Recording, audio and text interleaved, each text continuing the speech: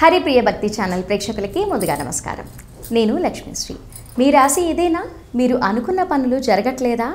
మరి మీరు అనుకున్న పనులు జరగాలి అంటే ఈ రాశి వారి లక్షణాలు ఏంటి అనేది తెలుసుకోవాలి.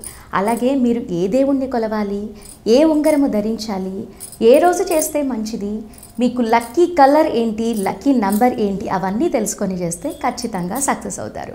మరి అవన్నీ తెలుసుకోవాలి అంటే ప్రస్తుతం మనతో పాటు ఉన్నారు ప్రముఖ ఆధ్యాత్మికవేత్త బ్రహ్మశ్రీ ముల్లపూడి సత్యనారాయణ మూర్తి గారు.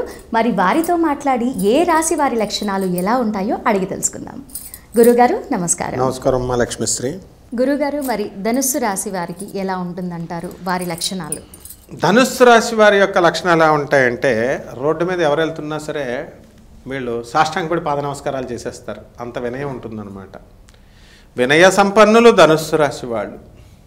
అయితే ఈ ధనుస్సు రాశి వాళ్ళకి ఏం చేయాలా, తెలివితేటలు ఉంటాయి, బాగానే ఉంది.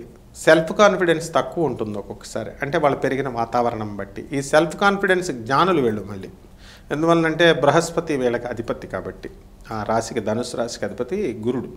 బృహస్పతితో సమానమైనటువంటి విజ్ఞానము, నిజాయితీ ఇవన్నీ ఉంటాయి. ఏ రాహువు దృష్టిలో వస్తే దొంగ బుద్ధులు వస్తాయి. అందువలన వ్యక్తిగత జాతకాలను బట్టి వీళ్ళ యొక్క ప్రభావాలు కూడా ఉంటాయి. ఇన్ జనరల్గా వీళ్ళకి వినయం ఎక్కువ ఉంటుంది. అండ్ వీళ్ళు సక్సెస్ఫుల్ అవుతారు లైఫ్లో. ధన సంపాదన విషయంలో సక్సెస్ చేస్తారు, హార్డ్ వర్క్ చేస్తారు. అన్నిట్లకంటే ముందు ముఖ్యంగా చక్కటి, ఇప్పుడు సపోజ్ ఒక బిల్డర్ ఉన్నాడు అనుకో, ధనుస్సు రాశి అనుకో, మనం ఎక్కువ డబ్బులు తీసేసుకోవాలా, నాణ్యత తక్కువది ఇచ్చేద్దాం అలా ఆలోచించారు వీళ్ళు. మంచిగా క్వాలిటీ ఉండాలా అని చెప్పేసి మంచిగా కట్టడము, ప్రాఫిట్ తక్కువైనా పర్వాలేదు, అప్పులు చేసుకునైనా పర్లేదు అనేటటువంటి ఆ వర్కింగ్ స్ట్రాటజీ దాంతో వెళ్తారు. కాబట్టి వీళ్ళు లైఫ్లో గ్రాండ్ సక్సెస్ అవ్వడానికి అవకాశాలు, సక్సెస్ అయ్యారు. అలాగే రాజకీయ రంగాలలో ఎక్కువ వీళ్ళకి మక్కువ ఉంటుంది ధనుసు రాశి వారికి. కాబట్టి వీళ్ళు రాజకీయ రంగాల్లో మంచి మంచి పదవులు పొందడానికి కూడా అవకాశాలు ఉంటాయి. అలాగే ఈ ధనుసు రాశి వారికి లక్కీ నెంబర్ ఎంతంటే 3, గురువారం లక్కీ డే. ఆ తర్వాత మనకి బట్టలు పసుపు కలరు బట్టలు వేసుకోవాలి.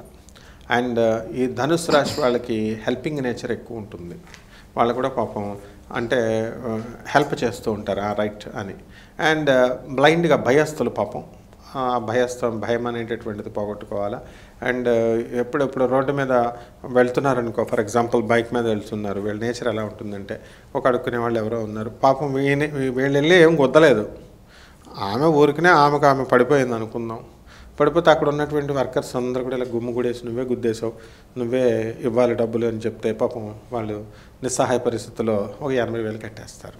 ఇలా అంటే అక్కడి నుంచి ఎస్కేప్ అవడం రాదు వీళ్ళకి. మన problem comes they doesn't know how to escape అనమాట. అక్కడికి ప్రాబ్లంలోకి దూరిపోతారనమాట.